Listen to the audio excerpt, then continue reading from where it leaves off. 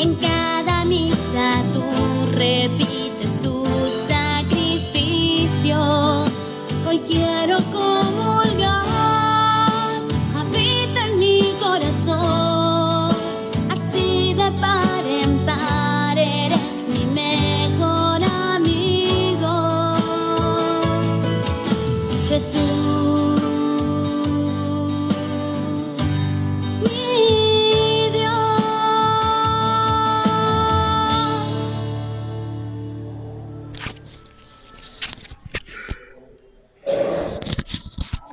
Bueno, muy buenas noches, queridos amigos, amigas. Gracias por seguirnos acompañando en este espacio de reflexión donde buscamos a través del estudio de la palabra divina, desde lo que la crítica bíblica nos aporta, para hacer una lectura inteligente de los textos sagrados, descubriendo en ellos el profundo significado que tienen desde el mensaje de Dios para nosotros, poderlo llevar a una vida, a tu vida, a la mía, buscando cada vez más conocer internamente a la persona de Jesús, como nos invita San Ignacio de Loyola, para más enamorarnos de Jesús, dejarnos por Él transformar y en Él vivir siempre en su resurrección, tú y yo en nuestra vida cotidiana. Invoquemos al Señor de la vida para que este espacio de encuentro con Él nos siga permitiendo realmente seguir más a Jesús en nuestra vida cotidiana. En nombre del Padre, y del Hijo, y del Espíritu Santo. Amén. Sagrado Corazón de Jesús, en vos confío. En nombre del Padre, y del Hijo, y del Espíritu Santo. Amén. Bueno, mis queridos hermanos, estábamos nosotros hace 8 días ya entrando desde lo que la ciencia bíblica nos aporta a través de sus distintas disciplinas. Hablamos de la crítica histórica, hablamos de la crítica de las tradiciones, hablamos de la crítica de las formas, hablamos de la crítica literaria, captar la significación que quiere ser comunicada a través del texto escrito que tú y yo meditamos cuando lo tenemos en nuestras manos, la palabra santa del Señor. Y decíamos nosotros que vamos nosotros resaltando que nuestra confesión de fe, como aparece en los evangelios, en el Nuevo Testamento, es una confesión de fe de Jesús histórico, decíamos nosotros. Y es histórica esa confesión de fe porque Jesús hace historia en la vida concreta de los discípulos que están allí presentes en las comunidades cristianas del año 60, 70, 80, 90, 100. Es lo que aparece allí bellamente reflejado en los relatos evangélicos y en los relatos del Nuevo Testamento. Y decimos que Jesús es histórico porque Jesús hace historia a través de cómo proceden los primeros discípulos, viviendo ellos la resurrección en Cristo. Y van descubriendo que en la medida que se dejan llevar por la resurrección en Cristo, van siendo ellos hombres y mujeres crucificados, mostrando a Jesús crucificado. Entonces, cuando tú y yo leemos los evangelios y estamos allí leyendo lo que están haciendo Jesús, lo que estamos viendo no es tanto lo que Jesús hace, sino lo que hacen los primeros discípulos, movidos por la resurrección de Cristo. Y claro, y aparecía la pregunta que nos hacíamos hace 8 días, entonces, ¿qué será aquello que podemos nosotros conocer del Jesús real? ¿Qué es? ¿Qué es? Decíamos nosotros. O sea, si lo que aparece en los evangelios es la descripción de cómo viven los primeros cristianos su resurrección en el Señor, siendo hombres y mujeres crucificados. Entonces, ¿qué podemos tú y yo decir del Jesús real, de aquel que vivió antes de ser muerto en cruz? Decíamos nosotros hace 8 días. Y ya pues lo hemos dicho, que Jesús, a través de esa historia crítica bíblica, Jesús anunció un reino de Dios, lo hizo en parábolas y que las parábolas fue el lenguaje propio que usó el Señor. Y avanzando sobre esto, pues viene la gran pregunta de cómo nosotros, ya conociendo esto de base, ¿qué podemos tú y yo conocer de la persona de Jesús? Entonces decíamos nosotros, pero hace 8 días comenzamos diciendo de que la iglesia cristiana primitiva empiezan ellos a captar a través de esas tradiciones que les van llegando a ellos por la transmisión oral de generación a la siguiente generación. Hechos históricos de la persona de Jesús que recordaron cuando ya Jesús se hace relevante, hacen recordar esos hechos que cuando ocurrieron eran no tan relevantes, eran medio dormidos. Esos relatos se van haciendo tradición y empieza la iglesia cristiana primitiva que recoge esas tradiciones que han sido transmitidas de generación en generación, empiezan a recuperar de ellos lo que Jesús fue en su vida real. Y que empiezan ellos a captar en la iglesia cristiana primitiva acerca de Jesús. Decíamos hace 8 días que lo primero que aparece es la vida pública de Jesús. Hay una franja de la vida de Jesús que es la vida pública y es aquella que se inicia después de que Él decide interrumpir su tiempo de vida en Nazaret, lo que se ha llamado la vida oculta. Bueno, y decíamos nosotros pues que sobre la vida oculta de Jesús pues realmente poco se sabe. Si miramos nosotros el Evangelio de Lucas, comentábamos nosotros, pues aparecen unos relatos de Jesús y sobre todo cuando Jesús es niño de 12 años que aparece en el templo después de que se ha perdido durante 3 días, según el relato bíblico, pues alguno diría, bueno, aquí tenemos un hecho de la vida de Jesús en su infancia, pero ocurre que ese relato solo aparece en Lucas, no aparece ni en Mateo, no aparece en Marcos, no aparece en Juan. Y según el orden de redacción, el primer evangelio es el de Marcos, el cual sería el más cercano en tiempo a lo que fue la misma vida pública de Jesús. Y Marcos no nos cuenta ese relato de la pérdida y hallazgo de Jesús en el templo, lo cual podemos decir que ese relato tiene una intencionalidad teológica.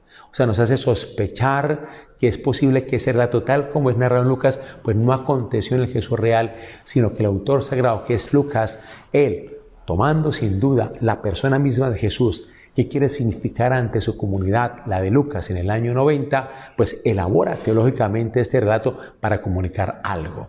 Y eso tenemos que tú y yo siempre preguntarnos el para qué ese relato, qué es lo que pretende el autor sagrado comunicar a sus oyentes, a los que son receptores, hablando del año 90 después de Cristo, como también para ti y para mí hoy, ya en pleno siglo XXI. Entonces decíamos nosotros, vámonos al primer evangelio, al de Marcos, que es el evangelio original, el primero que se escribió. Y allí nosotros vemos en este evangelio que se ve que la única actividad que Jesús realiza es la de la vida pública. Y que esta vida pública termina con la muerte y que ocupa más o menos 1 año, según el evangelio de Marcos. Tú podrías decirme lo que comentamos hace algunas semanas. No, pero en Juan, por ejemplo, nos habla de 3 Pascuas. Que Jesús fue a 3 Pascuas y se estuvo en 3 Pascuas en Jerusalén, es decir, que su vida pública fue de 3 años. Pues yo les decía a ustedes, pues hay que considerar lo que los exegetas han visto en el Evangelio de Juan, que es un relato montado en un esquema litúrgico de diálogo o interacción con la comunidad judía. Y por eso el número 3 tiene una significación y la Pascua, como Pascua judía, también tiene una significación para poderlo aterrizar y concretar en la misma Pascua de Jesús. Vamos entonces acerca de esa vida pública de Jesús. ¿Dónde empezó esta vida pública de Jesús y en qué forma? Para todos los críticos, estudiosos de la palabra divina, ellos sostienen, y con algún fundamento, que la vida pública de Jesús que empezó en Nazaret. El primer intento de Jesús de anunciar lo que estaba convencido inició fue en Nazaret. Ahora la pregunta es, ¿por qué Jesús sale a la vida pública? Primero, por lo que ya comentamos acerca de las parábolas. Jesús tiene una experiencia inmediata de la acción creadora de Dios en él.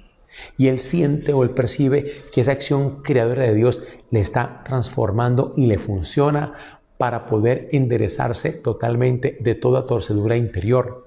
Y él quiere realmente comunicar esa experiencia primera por él sentida de una manera profunda y radical. Pero el segundo motivo por el cual Jesús sale de esa vida, digámoslo así, de anonimato, de la vida oculta, para hacer vida pública, es la situación que ve en sus hermanos. Pues él se da cuenta que esos hermanos pues están agobiados por el mal, están arruinados, son inmorales, son torcidos, son agobiadores de los demás, son buscadores de intereses propios. Por eso él se pregunta cómo poderles ayudar, cómo ayudarles a que ellos enderecen su vida. Es lo que Jesús se pregunta y por eso él quiere salir a esa vida pública. Además decíamos que Jesús también vive la experiencia de la opresión romana. Él se da cuenta de la violencia del hombre contra el hombre y él también quiere como preocupación central solucionar el problema de la violencia. Y hacíamos este pequeño paréntesis hace 8 días de cómo entender el pecado original. Si nosotros leemos en un solo conjunto el capítulo 3 y el capítulo 4 del Génesis. El capítulo 3 es todo el relato simbólico del origen del pecado en la humanidad, el relato que es una elaboración preciosa, ¿no?, de la serpiente, de Eva y de Adán. Y ya el capítulo 4, el asesinato de Caín contra Abel. Esos dos relatos unidos en la misma composición nos llevan a interpretar de que el pecado original es la violencia del hombre contra el hombre. Porque si ustedes miran bien el texto, Adán, y seguro que ustedes lo miraron que fue una tarea que yo les pedí hacer, Adán, por parte de Dios, es impelido a salir del paraíso. Pero si miramos bien el texto del Génesis en esos 2 capítulos, vemos que al final el que sale del paraíso no es Adán, sino es Caín. El que sale es Caín. Entonces Adán es Caín. Por lo tanto, el pecado original es la violencia del hermano contra el hermano. Y la raíz de esa violencia es la codicia, que llega incluso hasta matar al otro para satisfacer el objeto de esa codicia. Ese es el pecado original. Y Jesús lo entiende perfectamente. Y él se da cuenta que esa violencia del hombre contra el hombre tiene que ser solucionada. Además, y eso lo podemos profundizar después con más calma, el objeto de toda la revelación es cómo superar la violencia, cómo superar el mal que el hombre ocasiona al mismo hombre. Ese es el objeto de toda la revelación, de toda la revelación. Bueno, entonces la preocupación de Jesús es la violencia del hombre por el hombre y él quiere hacer algo. Y Jesús está convencido de que el hombre dejará de ser violento, es decir, dejará de atentar contra su hermano, es decir, dejará de abusar de su hermano, es decir, dejará de crear sistemas que sean opresivos, dejará de calcular marcos sociológicos o legales opresivos, dejará de hacer cálculos para apoderarse de lo que pertenece al otro, dejará de apoderarse de las personas que son relacionadas con el otro, llámese la esposa, llámese la hija, llámese los bienes del otro, llámese la fama del otro. No, cuando el ser humano sea capaz de enderezarse internamente, fundamentalmente a base del reino de Dios. Que ya lo hemos hablado cuando explicamos todo este tema de las parábolas. Esa es la tesis central que nos presenta a nosotros el Evangelio. Solo a base de soberanía de Dios, es decir, solo a base del reino de Dios, es posible que el hombre logre enderezarse de esa torcedura fundamental que de por sí tiene por ser criatura y poder vencer en sí el mal que sale de adentro y que lo contamina, ese mal que se traduce en violencia contra el otro. Y habíamos mencionado que nosotros podemos ver cómo Jesús, muy bien en su vida pública como tal, el autor sagrado lo reúne en un microevangelio. Si ustedes tienen ahí la palabra de Dios, los invito a que miremos Marcos, capítulo 6, versículo 1 al 6. Marcos, capítulo 6, versículo 1 al 6. Y yo les he pedido hace 8 días que lo leyeran, para que miráramos lo que aquí es toda la vida de Jesús. Aquí, en esos 6 versículos, Marcos, él compendia todo lo que es la vida de Jesús. O sea, aquí Marcos, en este texto de 6 capítulo 6, versículo 1 a 6, no nos está relatando un hecho puntual en la vida de Jesús, sino está relatando todo lo que fue la vida de Jesús. Si ustedes que tienen la Biblia ahí a la mano, en Evangelio de Marcos, capítulo 6, versículo 1 así lo podemos ver. Vea pues lo que dice ahí en Marcos. Marcos 6, capítulo 6, versículo 1 al 6. Dice así, visita a Nazaret. Salió de allí y vino a su patria. Vea lo que explicábamos nosotros hace poco. Cuando se habla de patria en el lenguaje semita, está hablando de la ciudad de origen. Por eso aquí en Marcos Jesús habría nacido en Nazaret. Y sus discípulos le siguen. Cuando llegó el sábado se puso a enseñar en la sinagoga. La multitud al oírle quedaba maravillada y decía, ¿de dónde le viene esto? ¿Y qué sabiduría es esta que le ha sido dada? Y estos milagros hechos por sus manos. ¿No es este el carpintero, el hijo de María y hermano de Santiago y José, Judas y Simón? ¿Y no están sus hermanas aquí entre nosotros? Y se escandalizaban a causa de él. Jesús les dijo, un profeta solo en su patria, entre sus parientes y en su casa carece de prestigio, y no podía hacer allí ningún milagro, a excepción de unos pocos enfermos a quienes curó imponiéndole las manos, y se maravilló de su falta de fe. Y recorría los pueblos del contorno enseñando. Ahí está toda la vida pública de Jesús. Él llega, trae un anuncio que inicialmente fascina, causa atracción, luego aparece el desencanto hacia la persona de Jesús. Viene lo que llamaríamos el escándalo de la cruz, porque Jesús como tal se ve tan pequeño, tan sencillo, tan humilde, no corresponde a esa imagen que tenía el pueblo judío de un Mesías glorioso, portentoso, con gran poder político y militar, y se desencantan de él y empiezan a dudar de él y lo rechazan. Y ya no tienen fe en Jesús. Y como dice acá, Jesús se maravilla de su falta de fe. Es decir, Jesús cae en la cuenta de que es rechazado, de que es denigrado, de que es incluso perseguido. Bueno, eso es lo que nos está narrando aquí en este texto. Esa es toda la vida de Jesús en su conjunto. La fascinación inicial, el desencanto, el rechazo y la persecución. Bueno, este relato, que es un relato comprensivo, nos invita a ver realmente cuál es como la esencia de lo que pasa aquí en Nazaret. Jesús ahí en Nazaret, él primero intenta con quienes son sus parientes comunicar lo que él está sintiendo en su interior. Intenta moverlos a que abran en conciencia su mirada al Dios que los está creando. Intenta fascinarlos por la acción creadora de Dios. Intenta hacerlo. Pero lo que pasa es que Jesús no es capaz. Él no pudo. No fue capaz de convencer ni a sus primos, ni a sus primas, ni a sus parientes, ni a aquellos que hacían parte de ese clan familiar que vivía allí en Nazaret. No fue capaz. O sea, la gente no le caminó a Jesús. No le caminó. Entonces Jesús, ¿qué es lo que él intenta hacer? Entonces él intenta irse a otra parte donde realmente pueda hacer lo que quiere hacer. ¿Por qué los primos y primas y parientes no le caminan? Porque realmente lo que Jesús propone es para ellos bastante inusual, como descabellado. Si ustedes miran, por ejemplo, Marcos 3:20, vámonos 3 capítulos atrás. Marcos 3:20, vea lo que vino a pasar con Jesús por parte de sus parientes, sus primos, primas y los que estaban con Jesús allá compañeros de trabajo en Nazaret. En 3:20 dice acá, se enteraron sus parientes y fueron a hacerse cargo de él, pues decían, está fuera de sí. Es decir, a Jesús lo veían como un loco, como un disparatado. Y si vamos nosotros a Juan, vámonos al Evangelio de Juan, que por cierto este Evangelio, aunque es el último de los 4 Evangelios, trae tradiciones históricas muy antiguas que le dan fidedignidad en cuanto a hechos históricos reales de la persona de Jesús antes de su muerte. Si miramos Juan 7:1-14, si ustedes lo miran con calma, miremos 7:1-14 el Evangelio de Juan, vea lo que dice allí. Busquemos Evangelio de Juan, capítulo 7, versículo 1-14, el 4º Evangelio. Después de esto Jesús andaba por Galilea y no podía andar por Judea porque los judíos buscaban matarle. Ve, allá aparece toda esa animadversión hacia Jesús. Pero se acercaba la fiesta judía de las tiendas y le dijeron sus hermanos.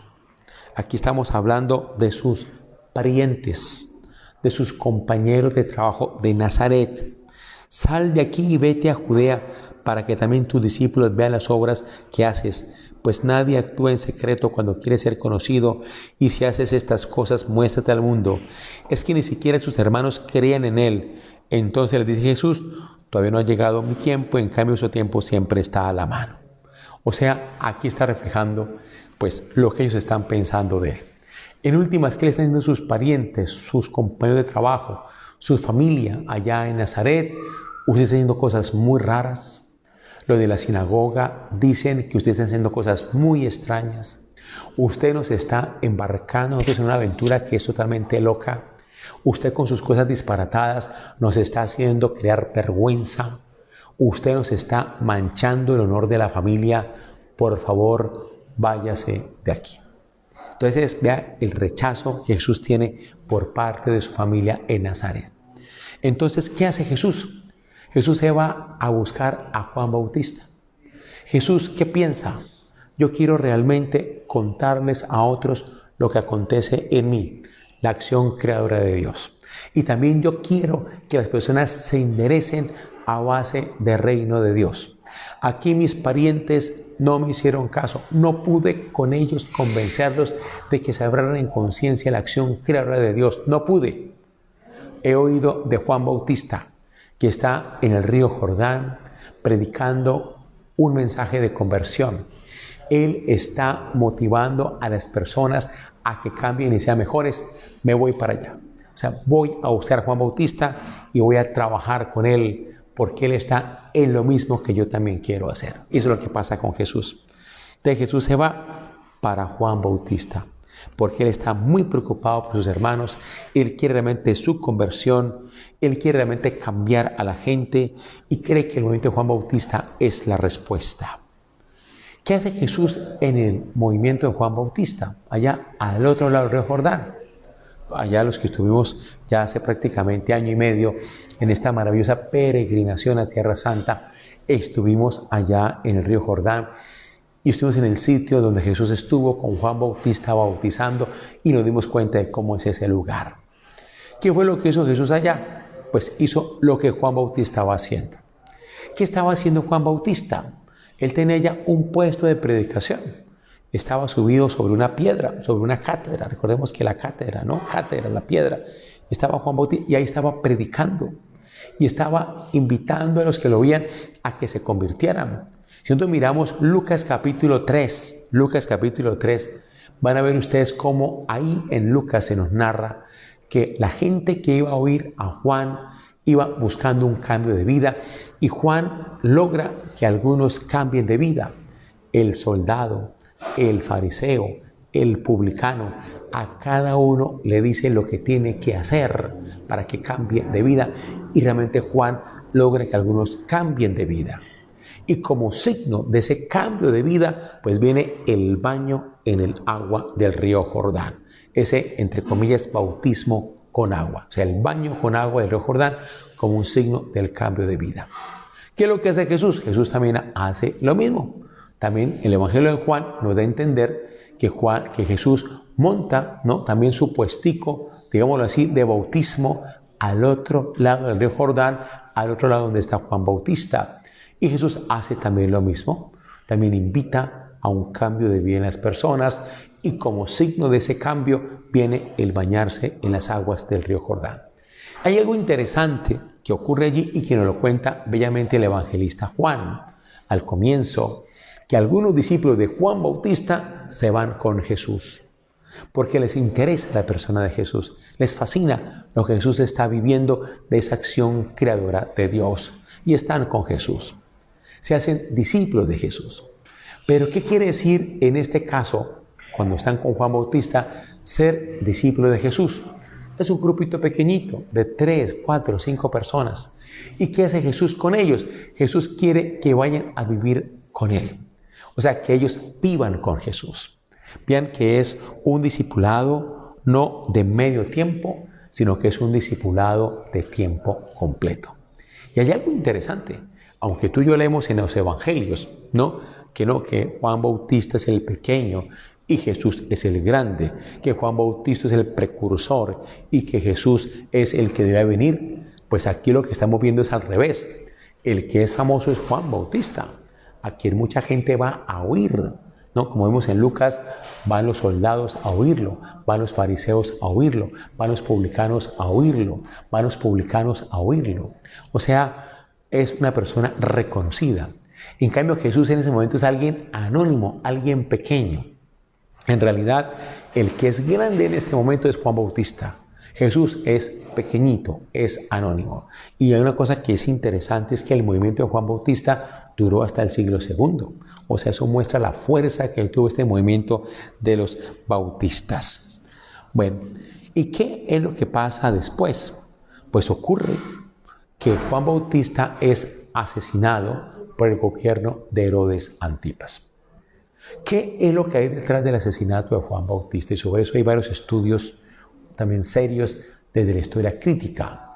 Nosotros leemos en los relatos evangélicos que Juan Bautista pues es profeta y él denuncia a Herodes porque se casó con Herodías, la esposa de su hermano Filipo.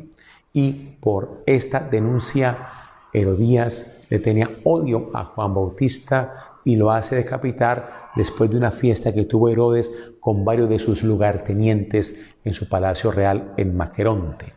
Bueno, ese es el relato bíblico. Pero según los análisis más rigurosos de la historia crítica, ¿por qué Juan Bautista es asesinado? Hay otro motivo. ¿Y cuál es ese motivo?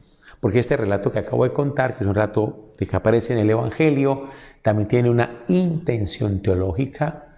O sea, no es propiamente lo que aconteció realmente, sino que el autor sagrado quiere comunicar un sentido teológico acerca de Juan en relación con la persona de Jesús. Pero ¿por qué matan a Juan Bautista? Vamos a la parte de la historia crítica. Sucede que estamos bajo el control romano. El poder romano era bastante opresor. Lo que era Palestina en ese tiempo, lo que era la Galilea en ese tiempo, ahí cerca del río Jordán donde están bautizando, es relativamente cerca a Jericó, cerca a Jerusalén. Allá había una atención, una alerta continua contra cualquier tipo de aglomeración de pueblo judío, porque podía desatarse en cualquier momento una revuelta. De hecho, en las fiestas de Pascua, que eran fiestas donde acudían judíos de la diáspora y de la misma tierra de Palestina, había siempre un contingente fortísimo de soldados romanos cuidando la ciudad de Jerusalén y sobre todo cuidando el templo. Incluso si ustedes miran los mapas que existen de Jerusalén, muy junto a la plazoleta o atrio central del templo, el área de la explanada del templo, estaba la fortaleza Antonia, donde estaba todo el contingente romano listos a actuar en cualquier caso por algún intento de revuelta que hubiera allí, aprovechando la fiesta de la Pascua. El Imperio Romano estaba totalmente alerta ante cualquier tipo de aglomeración judía, porque siempre había en ese tipo de aglomeraciones un intento de revuelta contra el Imperio Romano que tenía que ser aplacada a sangre de una manera destructiva. Yo les contaba a ustedes que incluso Jesús, que posiblemente nació en Nazaret, según lo que nos cuenta aquí Marcos, cuando habla de la patria de Jesús es Nazaret, vivía él muy cerca de Séforis y se nos narra que en esa región hacia el año 6 a.C.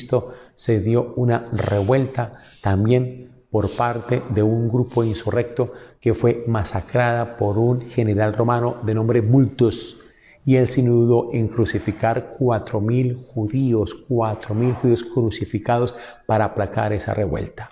Entonces las revueltas contra el Imperio Romano era algo constante.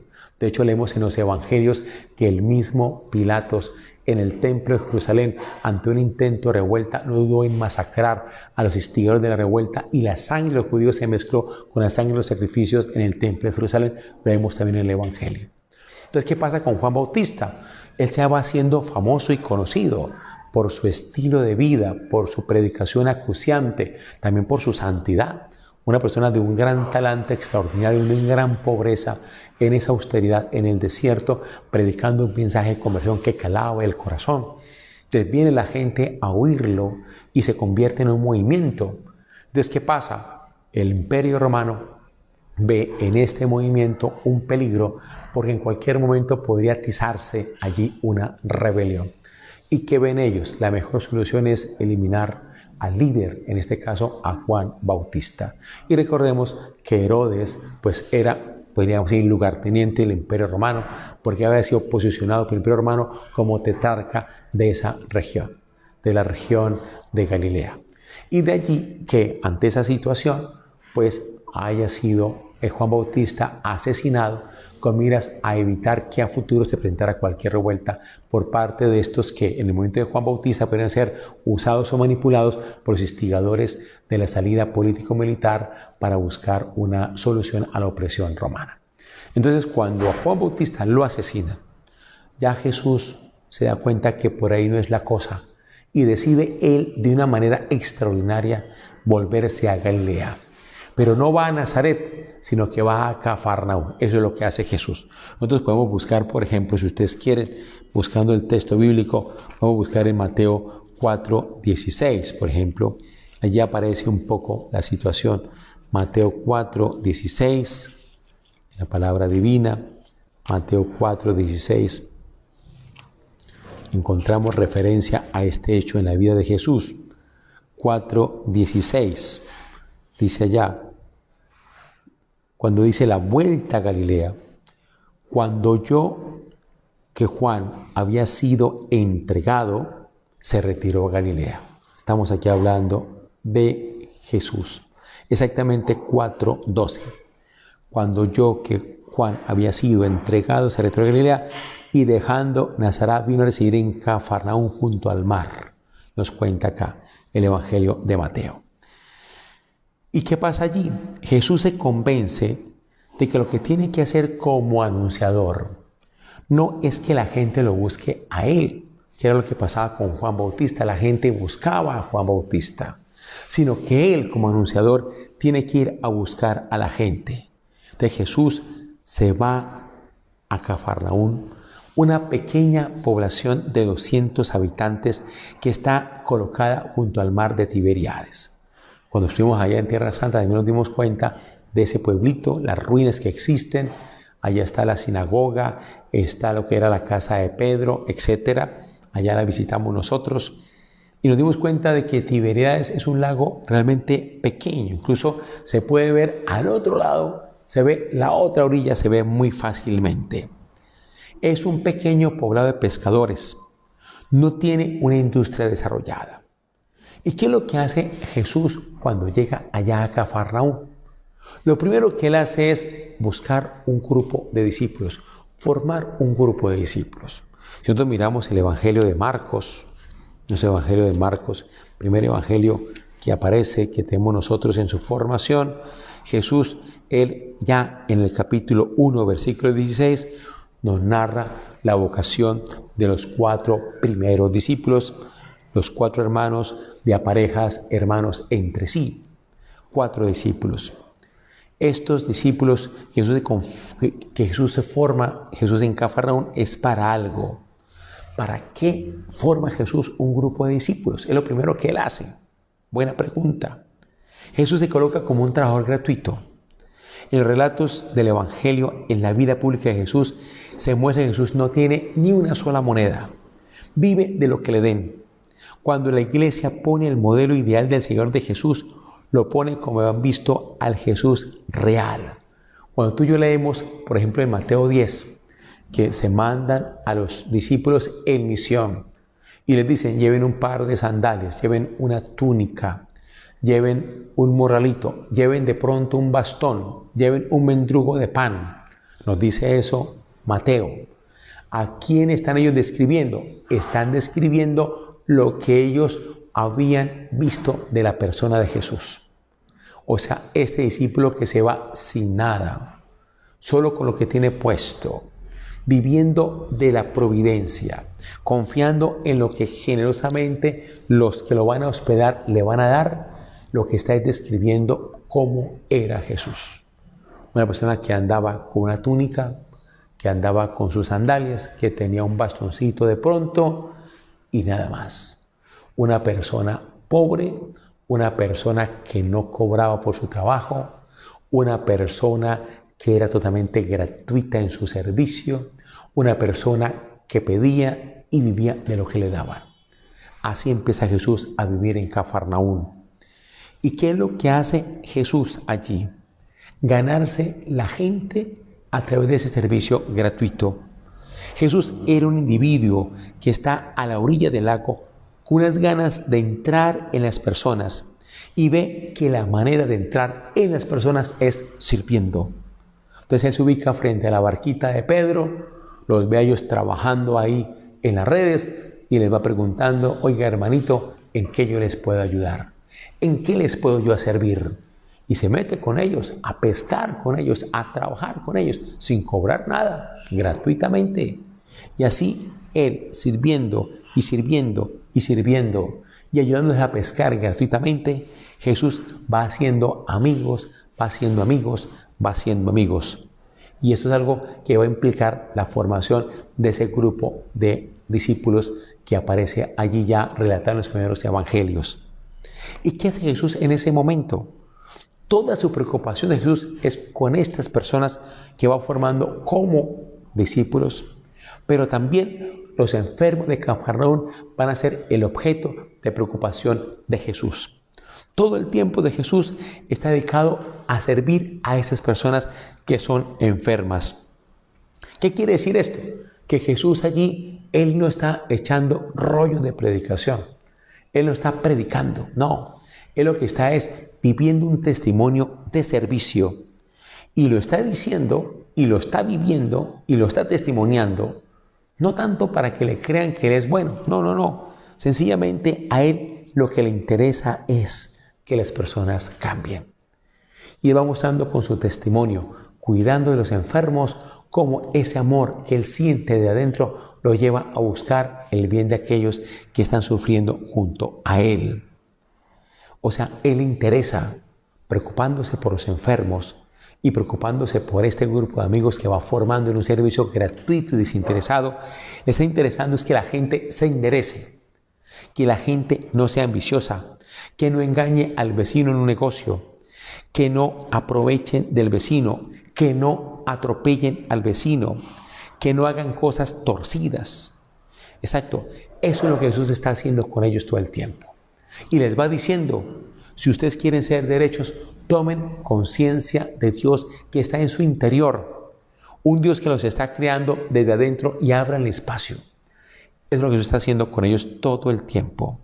Los demás ven que Jesús es totalmente sensible a la gente que sufre, a la persona pobre, a la persona viuda, al niño que es huérfano. Cuando entra en una casa donde hay un enfermo, ¿qué es lo que hace Jesús? Primero ir a ver al enfermo y a cuidar del enfermo. Tenemos bellamente en los relatos de los evangelios que Pedro, pues claro, como se va haciendo ya amigo de Jesús, que va y les colabora a pescar y a trabajar gratuitamente y que no les cobra y que se contenta con lo que le dan y vive así sencillo y humilde y austero, pues Pedro invita un día a Jesús a almorzar a la casa o a cenar o algo, lo invita a tomarse una meriendita. Y cuando llega Jesús a la casa de Pedro se entera que la suegra de Pedro está enferma.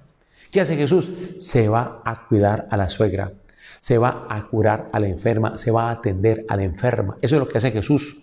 El almuerzo queda para después. Almuerzan cuando la suegra está curada.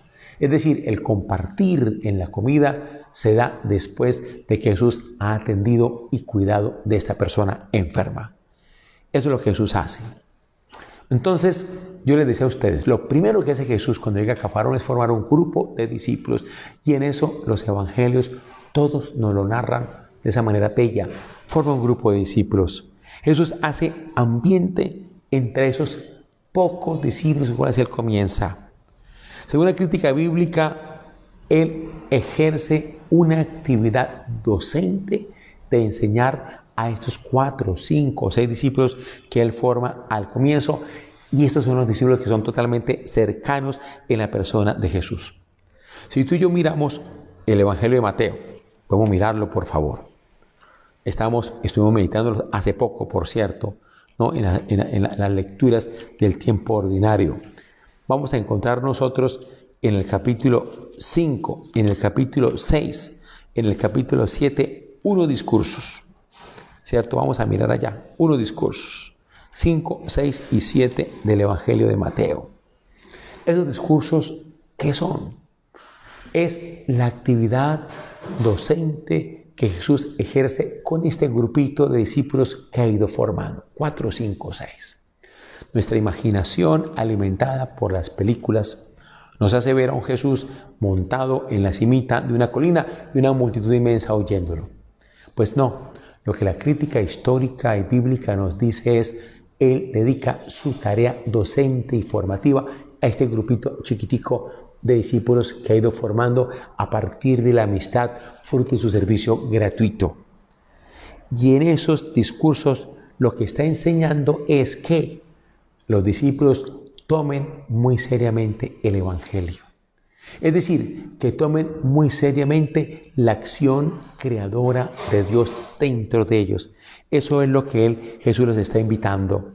Jesús no está interesante, no les está imponiendo el esquema de lo que Él está viviendo. Él no está elaborando una teoría de normas o principios éticos.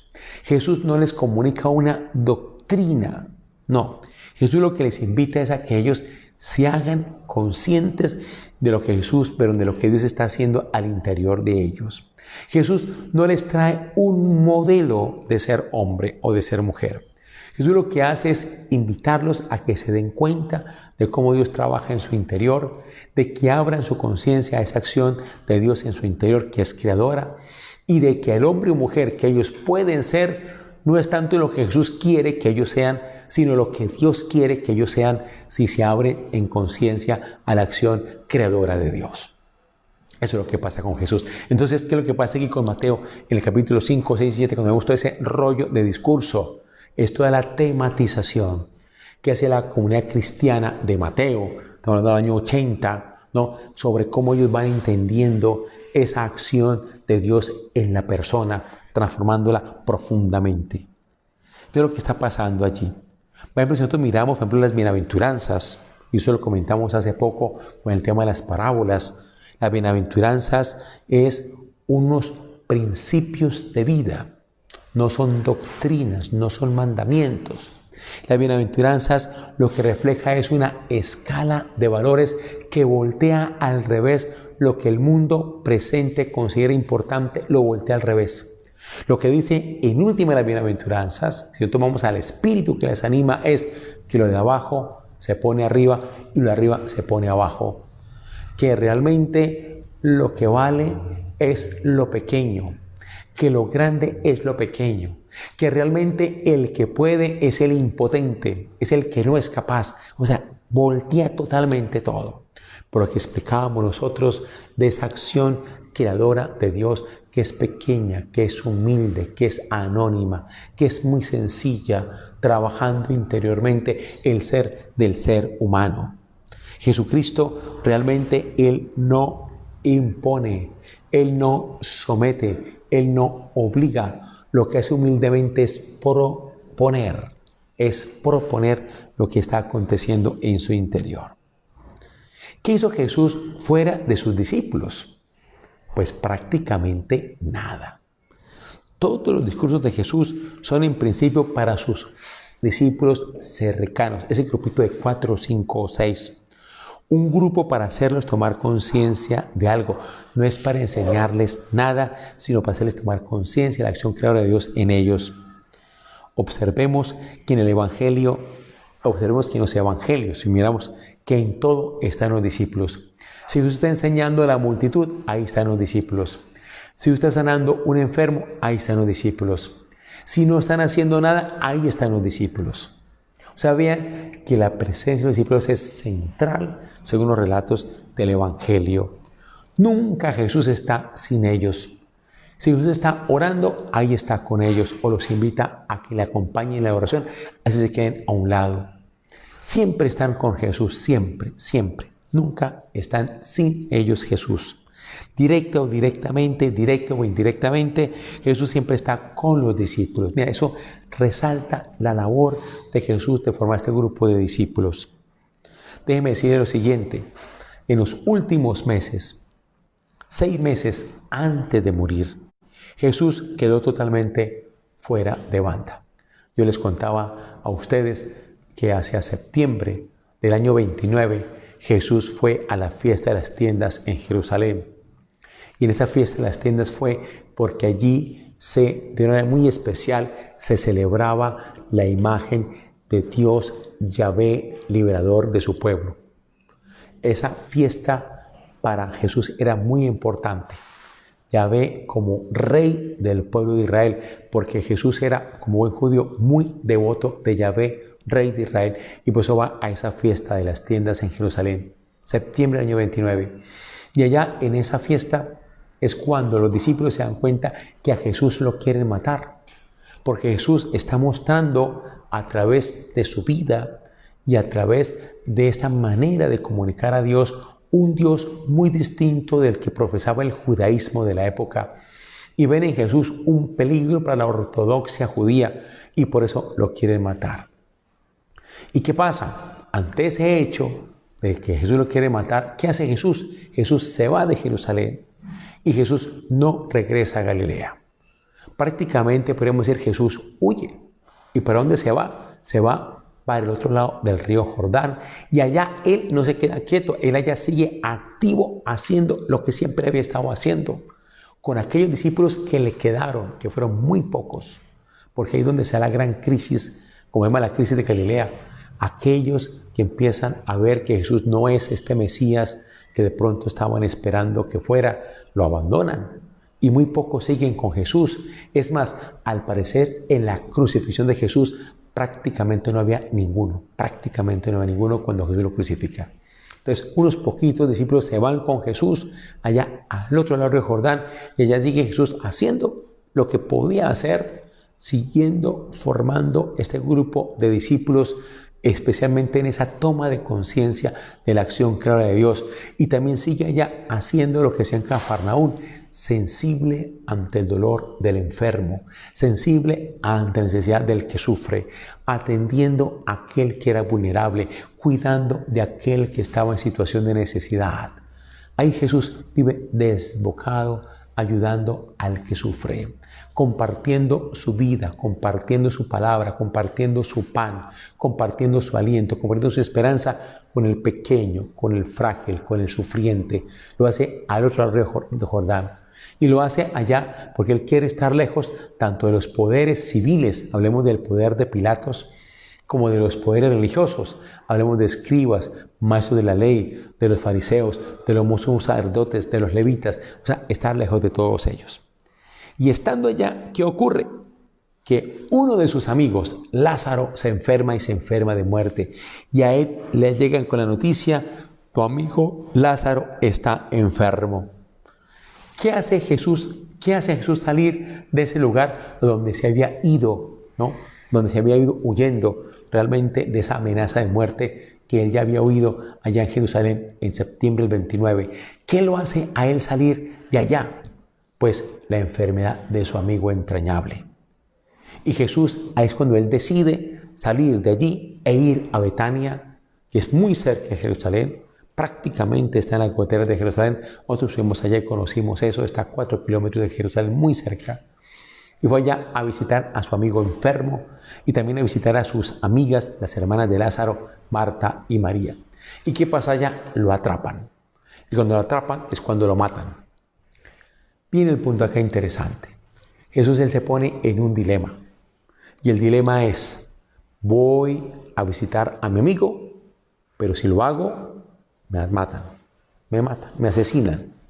No lo hago, pues contradigo con ese no hacer todo lo que ha sido el sentir que Dios me invita a vivir: la caridad, el amor, la misericordia. Ahí está el dilema: o salvar mi vida y la pierdo, o la otra, doy la vida, o pierdo la vida, pero la gano. Ahí es donde aparece esta frase que aparece en los evangelios y que la estábamos meditando precisamente en el evangelio de ayer, ¿no? El que pierde la vida la encuentra, ¿no? El que busca encontrar su vida la pierde, o el que busca salvar su vida la pierde, el que pierda su vida la gana. Esa frase, al parecer, Jesús la dijo poco antes de morir, con motivo de esta situación que vive con su amigo Lázaro. Yo me escondo y no voy a visitar a mi amigo, pues yo pierdo mi vida. porque he perdido lo esencial, por lo cual siento la acción creadora de Dios me mueve a amar, a servir, ser caridad, misericordia. O yo pierdo mi vida, es decir, me voy a cuidar de mi hermano enfermo, me voy a visitarlo, voy a saber qué le está pasando, voy a dar mi vida, voy a perder mi vida porque me van a asesinar, pero la voy a ganar porque realmente estoy haciendo lo que Dios quiere que yo haga. Eso es lo que pasa con Jesús. Entonces Jesús va a amar, pero ese amar le cuesta la vida. De allí esa frase tan significativa del Evangelio: nadie ama más que aquel que da la vida por aquellos a quienes él ama. Aquí se lo está viendo con su amigo Lázaro. De la muerte de Jesús está muy ligada con lo que pasó en Betania, con la muerte, enfermedad y muerte de su amigo Lázaro y de sus amigas Marta y de María. Entonces, masivamente, lo que estoy diciendo con todo esto es que Jesús, cuando él va a Cafarnaúm, cuando regresa a Cafarnaúm después del después de Juan Bautista, es formar un grupo de discípulos muy cercanos. Y masivamente Jesús dedica a este grupo de discípulos muy cercanos, 4, 5, 6, su enseñanza. Con ellos hace los milagros que hace. Con ellos hace la caridad misericordiosa que realiza. Cuando no están haciendo nada, están solo ellos allí también presentes, los discípulos. Y la pregunta que tenemos que hacernos es, ¿para qué? ¿Para qué Jesús hace eso? O sea, ¿para qué Él forma un grupo de discípulos? ¿Para qué? Esa es la pregunta. Tenemos varias soluciones. Una es la que nos presenta Mateo. Cuando nosotros veamos Mateo y Jesús llama a los discípulos, allí dice claramente que los llama para enviarlos a anunciar el reino de Dios. Así aparece cuando Jesús llama a Pedro: ven, deja esas redes allí y te haré pescador de hombres. Así no aparece en el Evangelio. Ya Jesús los llama para enviarlos a predicar el reino de Dios. Eso es como lo presenta Mateo, por ejemplo. Pero ocurre que, es una buena pregunta, es enviarlos realmente ¿a qué? ¿A quién los van a enviar? Ya por lo que nosotros analizamos al comienzo de este curso bíblico, los primeros discípulos solo llegaron a entender quién era Jesús 30 o 40 años después de su muerte y resurrección. O sea, en este momento de la vida pública de Jesús, ellos no tienen ni idea de quién es la persona de Jesús. Dijimos nosotros que incluso Jesús, cuando Él muere, incluso los discípulos todavía no saben quién es Jesús, ni tampoco lo han reconocido como el Salvador hasta ese momento. No, ellos no tienen idea. O sea, Jesús, para ellos, cuando Jesús muere, aún para ellos no es el Salvador. Entonces, ¿cómo van ellos a anunciar un reino de Dios? ¿O van a anunciar que Jesús es el Salvador cuando ellos todavía no tienen ni idea de qué es esto del reino de Dios y no saben quién es la persona de Jesús? Incluso nos cuenta el Evangelio de Mateo, mirando el capítulo 10, que cuando ellos regresaron de ese envío que hace Jesús, de esos discípulos que van de dos en dos, llegan contentos y contando todas las maravillas que ellos hicieron, contentos. Pues recordemos, queridos hermanos, que ahí, ¿qué es lo que estamos nosotros contemplando? La acción de la iglesia misionera en el año 80, año 90. Allí lo que nos está contando el Evangelio es el acontecer misionero de la iglesia. No nos está contando qué era lo que estaban haciendo esos discípulos en ese momento cuando Jesús los está formando en la vida pública, en la vida real. No.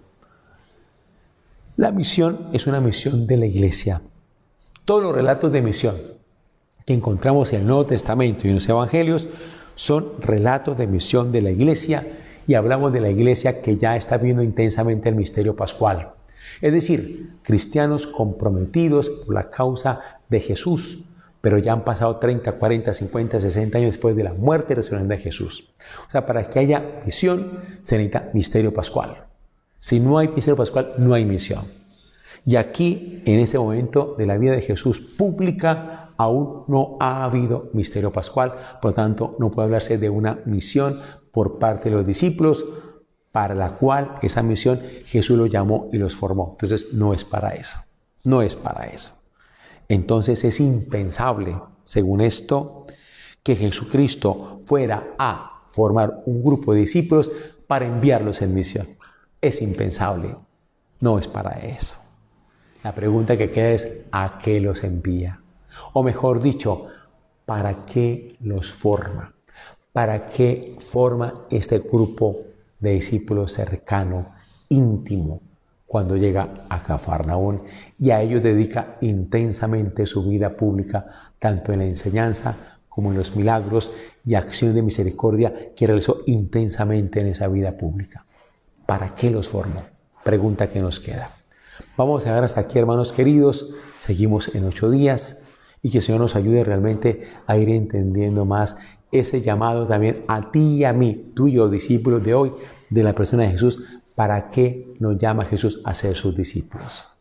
Vamos a invitarlos con mucho cariño mañana, martes 30 de junio, pues a que se nos unan a 2 cosas muy lindas. La primera, mañana iniciamos la novena a la Virgen de Chiquinquirá.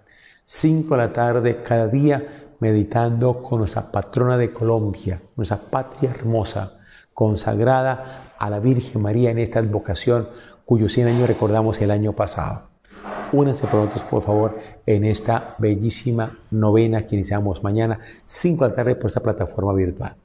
Y lo segundo, mañana muy invitados a la última charla de este ciclo de conferencias que hemos organizado con motivo del Sagrado Corazón de Jesús. Hemos invitado al Padre Francisco de Rú, presidente de la Comisión de la Verdad, que tiene por mandato, a raíz de los acuerdos de paz firmados en el año 2016, ayudar a esclarecer la verdad con carácter moral, no es penal, sino moral, de esta barbarie humana que vivimos en nuestra patria Colombia y que llevó a una destrucción y una victimización de cerca de 9 millones de conciudadanos. Tú y yo no somos ajenos a eso. Tú y yo tenemos o un pariente, o un familiar, o un amigo, o un conocido que ha sido víctima de esta barbarie. Y nosotros necesitamos que rehacernos un auténtico espíritu de reconciliación y de reparación para que esta paz realmente la podamos construir. Entonces los invito a que mañana nos acompañen con el Padre Francisco de Rú, que nos va a hablar sobre ese tema tan vital, la verdad y la reparación en el actual proceso de paz y reconciliación de Colombia. Es realmente una urgencia, una necesidad.